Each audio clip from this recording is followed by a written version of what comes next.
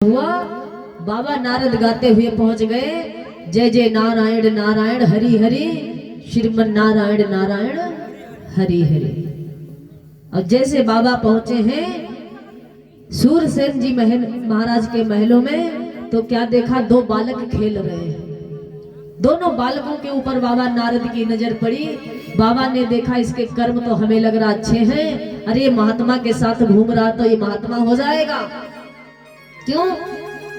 क्योंकि सूरसेन जी महाराज के बेटे का नाम है वसुदेव जी महाराज। सूरसेन जी महाराज के बेटे का नाम है वसुदेव जी महाराज, और वसुदेव के साथ में आज वो कंस पल रहा है, खेल रहा है, घूम रहा है। बाबा नारद की नजर पड़ी तो बाबा नारद ने बुलाया, बेटा यहाँ आओ। अब वो कंस पहुंचा। अब कहते हैं भैया ना, हमने उस दिन भी बताया था प्रथम दिवस में कि बाबा नारद का नाम इसीलिए पड़ा है कि नारद, जिसकी बात कभी रद्द ना हो उसे कहते हैं नारद।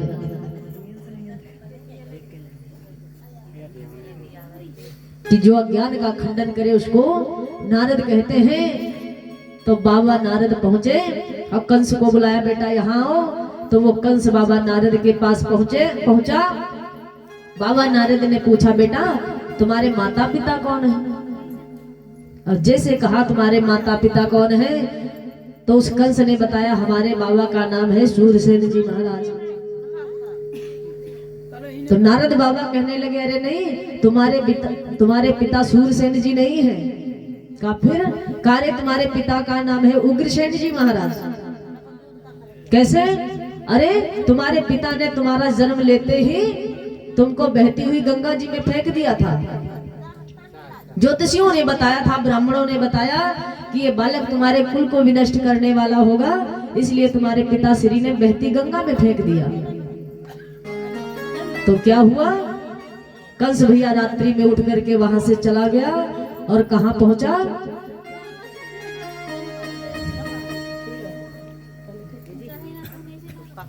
बोले गोविंद भगवान की जय हो। बोले साचे दरबार की, बोले भक्त और भगवान की जय हो। तो क्या हुआ भैया, वो रात्रि में उठ करके कहां चला गया? कैलाश पर्वत पे गया और वहां जाकर के देवाधिदेव महादेव की आराधना करने लगा। और ये हमारे भैया महादेव बाबा भी बड़े दानी हैं, बहुत जल्दी प्रसन्न हो जाते हैं। महादेव इतना जल्दी प्रसन्न हो जाते हैं कि जो मांगो सो तत्काल मिलेगा, ऐसे दानी है। क्यों? क्योंकि भगवान भोले बाबा के ऐसे ऐसे भक्त रह चुके हैं कि बाबा से ही वरदान पा करके बाबा पे ही चढ़ाई कर देते हैं। बाबा का एक भक्त हुआ है बाणासुर और एक भक्त हुआ है भस्मासुर, जिन्होंने भोले बाबा से ही वरदान पा करके भोले बाबा पे ही आक्रमण कर दिया। भस्मासुर था ना, तो भोले बाबा से कहा, बाबा हमको वरदान दे दो। बाबा ने कहा, क्या चाहिए बच्चा?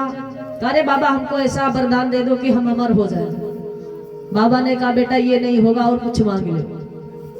तो भस्मासुर ने विचार किया, तो भस्मासुर ने कहा, बाबा कोई बात नहीं, कोई दूसरा वरदान दे दो। और अच्छा भोले बाबा प्रसन्न काहे हो गए? क्यों? क्योंकि वो भस्मासुर था ना, सारे चेला बाबा के थे तो देर में आते थे काम करके। अब वो चेला ऐसा पक्का था कि बाबा कहते कि बेटा जाओ भस्म लेकर आओ, तो दौड़ करके चिता की भस्म ला करके बाबा को दे देता था। बाबा जो कहते थे तत्काल करता था। तो भगवान भोले बाबा मानो भस्मासुर से प्रसन्न हो गए और भस्मासुर से कहा, बेटा तुम जो मांगना चाहते हो मांग लो। तो भस्मासुर ने कहा, बाबा अगर देना चाहते हो तो ये वरदान दे दो कि हम जिसके सिर पर हाथ रख दे वो जल करके भस्म हो जाए। तो बाबा ने यो मस्त कह दिया, जाओ बेटा वरदान मिल गया। अब भैया भस्मासुर जब वरदान पा गया तो कहते हैं, प्रभुता पाई काई मद नाही, कि जिसके पास प्रभुता आ जाती है, चाहे वो धन का हो चाहे बल का हो, तो अभिमान में चूर हो जाता है।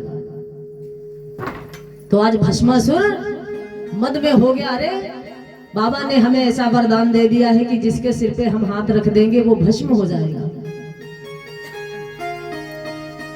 तो क्या हुआ, भस्मासुर मस्ती में झूमते हुए जा रहा था।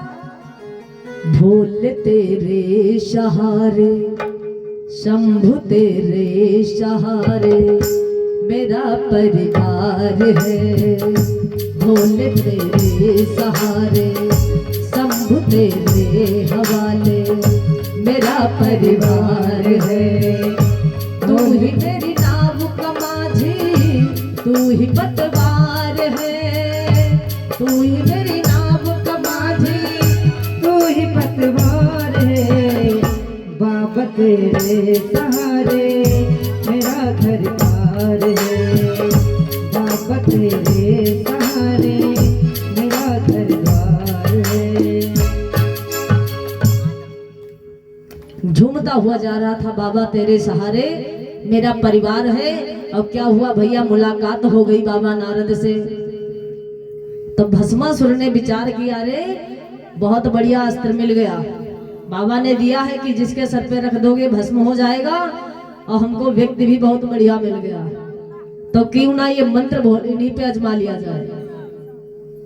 तो मानो भस्मासुर ने क्या किया, बाबा नारद पे ही प्रयोग करना चाहा, और जैसे बाबा नारद पे दौड़ने लगा तो बाबा नारद समझ गए कुछ नहीं, इसको प्रभुता पाई काय मद नहीं। अरे भोले बाबा से वरदान पाके आ रहा है, जिसके सर पे हाथ रख देगा वो भस्म हो जाएगा, और ये मुझे लगता है पहली बार मुझे ही बराबर कर देगा। तो क्या हुआ, बाबा नारद से मुलाकात हुई। कहा, रे बाबा नारद कहाँ जा रहे हो? बाबा नारद ने कहा, कहीं नहीं, कैलाश पर्वत पे जा रहा हूँ। क्यों? मैं जा रहा हूं इसलिए कि मैंने सुना है कि भोले बाबा ने तुमको वरदान दिया है।